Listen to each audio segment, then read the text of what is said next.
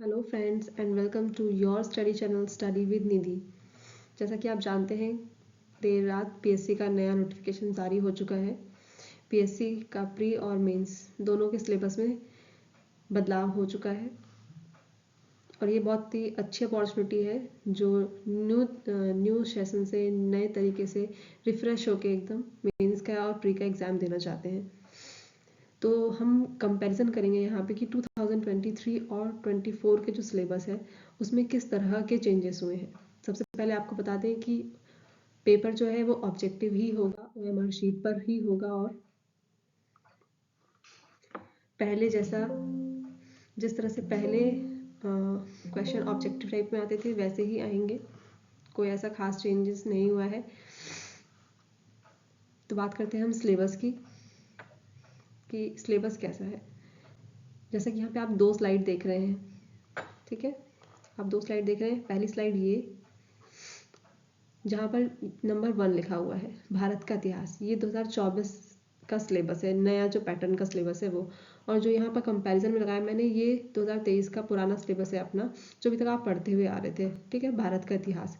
अब यहाँ पर क्या चेंजेस हुए हैं और क्या चीज़ कॉमन है भारत के इतिहास में, वो हम देखते हैं कि अब आपको अगर नई तरीके से तैयारी करनी है तो आपको किन नए चीज़ों को अपने सिलेबस में शामिल करना है। मतलब आपको बहुत ज़्यादा मेहनत करने की ज़रूरत नहीं है, थोड़ी सी मेहनत करना है। जो न्यू टॉपिक्स है उसको बस अपने नोट्स में ऐड करने हैं, ठीक है। तो पहले देख लेते हैं पुराने सिलेबस में से आपको क्या क्या मिल जाएगा। तो पुराने सिलेबस में से आपको प्राचीन एवं मध्यकालीन भारत के इतिहास की प्रमुख विशेषताएं, घटनाएं एवं उनकी प्रशासनिक, सामाजिक, आर्थिक व्यवस्था। जैसा कि आप देख रहे हैं, पुराना जो सिलेबस था उसका पहला जो टॉपिक था ये यही था, भारत के इतिहास का। उसके बाद 19वीं-20वीं शताब्दी में सामाजिक तथा धार्मिक सुधार आंदोलन, स्वतंत्रता संघर्ष एवं भारतीय राष्ट्रीय आंदोलन और स्वतंत्रता के पश्चात भारत का एकीकरण एवं पुनर्गठन। ये जैसे कि नीचे देख रहे हैं आप, ये हाईलाइट किए गए हैं 3 पॉइंट्स। तो ये चार जो है पॉइंट या चार जो ये लाइन्स हैं, ये पुराने सिलेबस के ही अकॉर्डिंग है पूरा।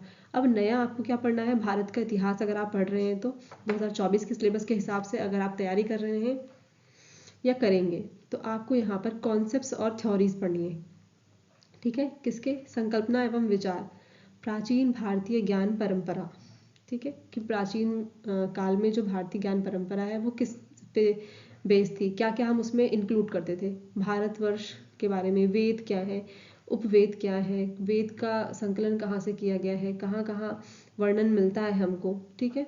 तो ये सब चीज़ें पढ़ना है। उनके रचनाकार कौन है, किस वेद में किस वेद के बारे जो भी वेद है उनसे किस चीज़ के बारे में जानकारी मिलती है, ऐसी चीज़ें आपको, ठीक है। फिर उपनिषद के बारे में, आरण्यक, ब्राह्मण ग्रंथ, षड दर्शन, स्मृतियाँ, ठीक है, ऋत सभा, समिति, गणतंत्र और वर्णाश्रम, पुरुषार्थ, ऋण संस्कार। इससे पहले आपको अगर याद हो कि संस्कार पर 3 मार्कर भी पहले आ चुका है पीएससी में। पंच महायज्ञ, यज्ञ कर्म का सिद्धांत, बोधिस्त्व और तीर्थंकर। तीर्थंकर भी एक बार 3 मार्कर में आ चुका है पीएससी में। तो ये जो है नया, और एक नया जुड़ा है वो है भारत की सांस्कृतिक विरासत, कला, प्रारूप, साहित्य, पर्व एवं उत्सव। तो आपको बस यही टॉपिक्स अब ढूंढने हैं, सर्च करने हैं और आपको अपने नोट्स में ऐड ऑन कर लेना है।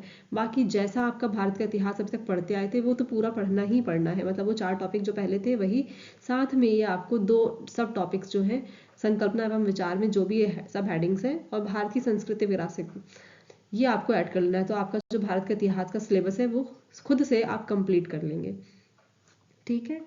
नेक्स्ट पे आ जाते हैं हम। सेकेंड यूनिट जो है मध्य प्रदेश का इतिहास, संस्कृति एवं साहित्य। जो पहले हमारा सिलेबस था मध्य प्रदेश का इतिहास एवं संस्कृति एवं साहित्य, पुराना सिलेबस हमारा, प्रीवियस सिलेबस वही का वही सिलेबस है, कोई भी चेंजेस नहीं है। सिर्फ और सिर्फ एक टॉपिक नया है, वो है मध्य प्रदेश में विश्व धरोहर स्थल, ठीक है। क्या है? मध्य प्रदेश में विश्व धरोहर स्थल, इसको नया कर दिया गया है ऐड। इसको आपको पढ़ना है, बस एक टॉपिक अगर नया जोड़ना है। और ये छोटा सा एक बीच में उन्होंने ऐड कर दिया है, सांस्कृतिक एवं पुरातात्विक पर्यटन स्थल। पहले जब हम पढ़ते थे तो हम मध्य प्रदेश के प्रमुख धार्मिक एवं पर्यटन स्थल पढ़ते थे। अब क्या कर दिया है, धार्मिक और पर्यटन स्थल पढ़ना है पर साथ में हमको सांस्कृतिक एवं पुरातात्विक पर्यटन स्थल को भी पढ़ना है। तो ये 2 टॉपिक ऐड कर लेंगे आप यहाँ पर, तो आपका मध्य प्रदेश का इतिहास, संस्कृति एवं साहित्य, ये पूरी यूनिट सेकंड कंप्लीट हो जाएगी 2 नए टॉपिक ऐड करके, ठीक है।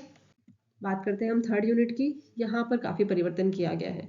भारत का भूगोल, पुराना सिलेबस था उसमें से एक ही टॉपिक को कॉमन है, वन, खनिज, जल संसाधन, प्राकृतिक संसाधन में।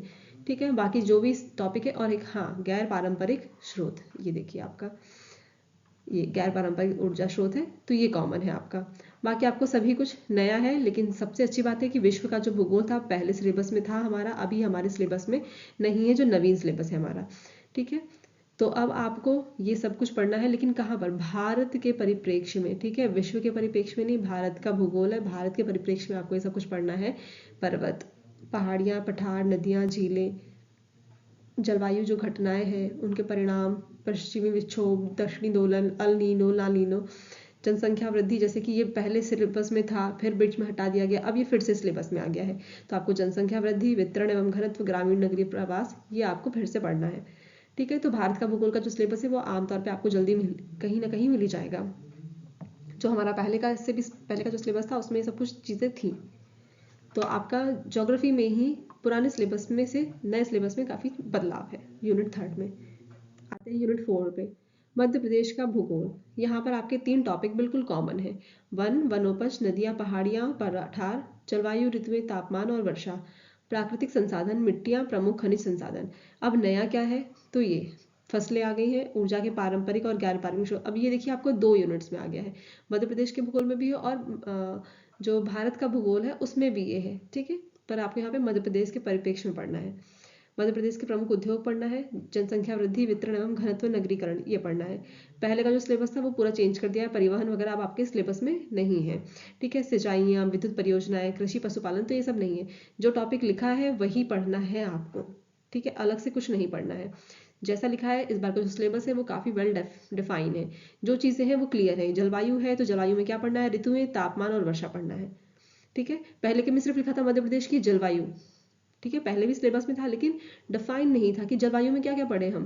अभी यहाँ पे कर दिया है, जलवायु में हमें ऋतु पढ़ना है, तापमान पढ़ना है और वर्षा पढ़ना है।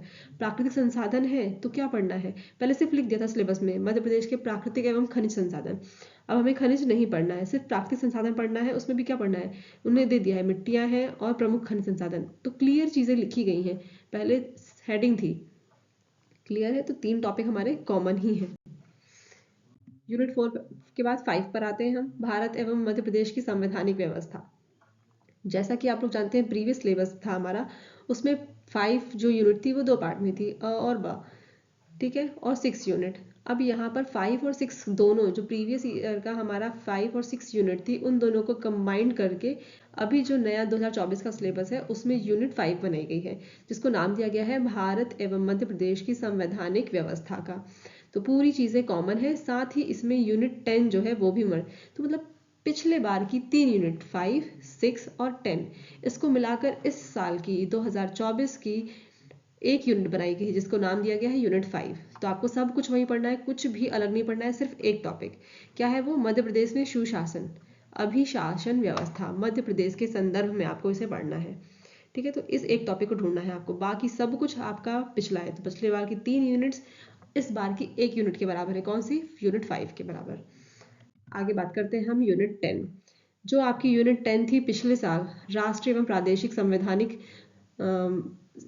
संस्थाएं, इसको जोड़ दिया है यूनिट 5 में, एक लाइन में लिख दिया गया है। तो इसके अंदर के जितने भी ये सब टॉपिक्स हैं अब आपको ये पढ़ने हैं, क्योंकि पिछले बार वेल डिफाइन करके दिया था कि इस यूनिट के अंदर जितने भी आयोग है वो सब आते हैं। अब यहाँ पे आयोग के नाम नहीं लिख के उन्होंने सिर्फ ये सब हेडिंग वहाँ पे सिलेबस में डाल दिए, इसलिए मैंने आपसे कहा कि तीन यूनिट को मिलाकर एक यूनिट बनाई गई। तो इसको रिप्लेस किया है इस बार यूनिट 10 को, नई यूनिट 10 आई है, मध्य प्रदेश की जनजातियां, विरासत, लोक संस्कृति एवं लोक साहित्य। ठीक है, तो इस बार का जो प्री है उसमें मध्य प्रदेश का काफ़ी इंपॉर्टेंट रोल हो गया है, एमपी का, तो हमको बहुत अच्छे से पढ़ना है। ठीक है, अपने राज्य के बारे में हमें काफ़ी अच्छे से जानकारी एकत्र करनी है। फिर आते हैं यूनिट 6 की बारी, भारत एवं मध्य प्रदेश की अर्थव्यवस्था। ये भी पिछले बार की दो यूनिट्स को ऐड करके बनाई गई है। ठीक है, पुराना सिर्फ एक ही टॉपिक है हमारा, वो है वित्तीय संस्थाएं, रिजर्व बैंक, वाणिज्यिक बैंक, सेबी, गैर सेबी बैंकिंग वित्तीय संस्थाएं। बाकी जितने भी टॉपिक हैं वो सभी आपके लिए नए हैं, तो आपको ये सब टॉपिक नए हैं तो ढूंढने हैं। यहाँ पर अर्थव्यवस्था भारत और मध्य प्रदेश दोनों की एक साथ एक ही यूनिट में कंबाइन कर दी गई है, 6 यूनिट में। पिछले बार मध्य प्रदेश का अर्थव्यवस्था अलग थी और भारत की जो अर्थव्यवस्था थी वो अलग थी। इस बार दोनों को एक साथ कंबाइन कर दिया गया है। लेकिन प्रीवियस ईयर जो इससे पुराने पीएससी देते आ रहे हैं उनके लिए नया नहीं है, क्योंकि इससे पहले के जो सिलेबस थे उन सब में ये सब टॉपिक पढ़ चुके हैं। बौद्धिक संपदा है, IPAR है, ठीक है, OPD जैसे ये नया जुड़ गया है। ये इसीलिए क्योंकि अभी ये करंट का बर्निंग टॉपिक है, ODOP, ठीक है, एक जिला एक उत्पाद, काफी दिनों से चर्चा में है, लंबी लिस्ट है इसकी। आत्मनिर्भर मध्य प्रदेश, तो इस तरह की जो चीजें हैं ये हमको नया पढ़ना है।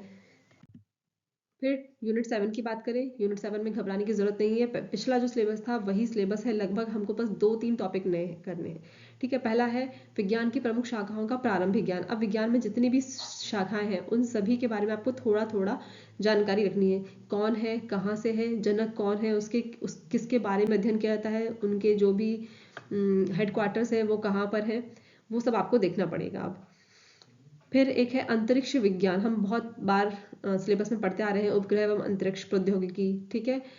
लेकिन यहाँ पर नया क्या दिया है, अंतरिक्ष विज्ञान के क्षेत्र में भारत की उपलब्धियां, ठीक है। तो ये नया जोड़ दिया है कि भारत की उपलब्धियों के बारे में बात करना है हमको अंतरिक्ष विज्ञान के क्षेत्र में।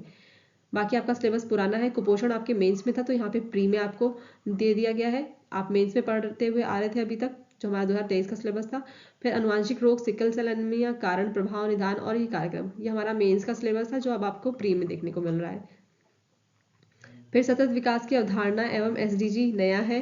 पर्यावरणीय कारक, परिस्थितियां, तंत्र एवं जैविक विविधता, ये नया ऐड कर दिया है, ठीक है। बाकी आपका सब पहले क्योंकि जो सिलेबस था यूनिट 7 उसमें पर्यावरण में एक लाइन लिखी गई थी सिर्फ, प्रदूषण, प्राकृतिक आपदाएं एवं प्रबंधन, तो ये लाइन अभी भी लिखी है, लेकिन एक और 2 ऐड कर दी गई है। क्या, सतत विकास की अवधारणा एवं SDG, साथ ही पर्यावरणीय कारक, पारिस्थितिकीय तंत्र एवं जैव विविधता। अगला देखिए, अंतर्राष्ट्रीय, राष्ट्रीय एवं मध्य प्रदेश की समसामयिक घटना, करंट अफेयर। पहले भी करंट अफेयर था लेकिन पहले उसमें महत्वपूर्ण घटनाएं लिखी थी, राष्ट्रीय है या अंतर्राष्ट्रीय इसका अता पता नहीं था, लेकिन अभी क्या है, क्लियर कर दिया उन्होंने कि अंतर्राष्ट्रीय, राष्ट्रीय और मध्य प्रदेश तीनों की घटनाएं है। पहले खेल को ज्यादा महत्व था और पुरस्कार को, अभी खेल और पुरस्कार ऐसा इन्होंने यहाँ पे कहीं मेंशन नहीं किया है, ठीक है। तो अंतर्राष्ट्रीय, राष्ट्रीय और मध्य प्रदेश, तो अब न्यूज़पेपर से आपको सभी कुछ पढ़ना है। साथ ही कंप्यूटर का जो हमारा सिलेबस है, ICT, सूचना एवं संचार प्रौद्योगिकी, यहाँ पर जो पुराना सिलेबस था वो सब कुछ है, उसके साथ ही एक ऐड करा है और एक डिलीट कर दिया है, ठीक है। क्या हटाया है, तो E-कॉमर्स को हटा दिया गया है और E-कॉमर्स की जगह पे यहाँ पे ला दिया गया है कंप्यूटर का आधारभूत ज्ञान। मतलब यहाँ पे आपको कंप्यूटर का बेसिक जो नॉलेज है, ठीक है, वो पढ़ना है। कंप्यूटर क्या है, जनरेशन्स क्या है उसकी, ठीक है, हार्डवेयर क्या है, सॉफ्टवेयर क्या है, इस तरीके की चीजें। तो ये हमारी 10 जो यूनिट है उसका पूरा आपको डिटेल वीडियो है प्रीलिम्स का। इसी तरह मैं आपके लिए मेंस का भी वीडियो बनाने की कोशिश करती हूँ जल्द ही। बाकी आप चैनल को वीडियो अच्छा लगे तो लाइक कीजिए, सब्सक्राइब करिए चैनल को। टेलीग्राम चैनल है, वहाँ ज्वाइन करिए, वहाँ पर डेली अपडेट पोस्ट डाली जाती है। आपको डेली बेसिस पर आपको मेंस से रिलेटेड एक टॉपिक जो पूरा कवर किया जाता है कि किस तरह से आपको मेंस की आंसर राइटिंग करनी है। कोई क्वेश्चन आता है तो उसके कितने भी डायमेंशंस है ना, वो सारे उसमें कवर किए जाते हैं। उसके लिए आप टेलीग्राम चैनल ज्वाइन कर सकते हैं जहाँ पे फ्री ऑफ कॉस्ट आपके लिए डेली पोस्ट किए जाते हैं मैटर को। Thank you.